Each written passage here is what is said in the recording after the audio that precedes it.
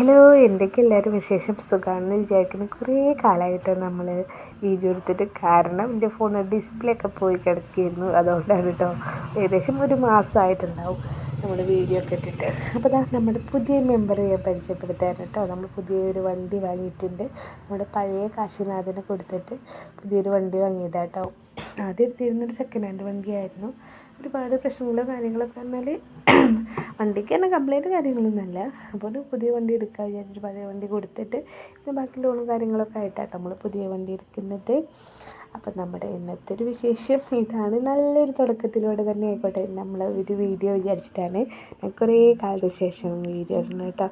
അപ്പോൾ നമ്മുടെ പുതിയ മെമ്പറാണ് കേട്ടോ. ഇനി ഒരുപാട് പണിയും കാര്യങ്ങളൊക്കെ ഉണ്ട്. പിന്നെ അടുത്തൊരു മെമ്പർ കൂടി വരാനായിട്ടുണ്ട് കേട്ടോ.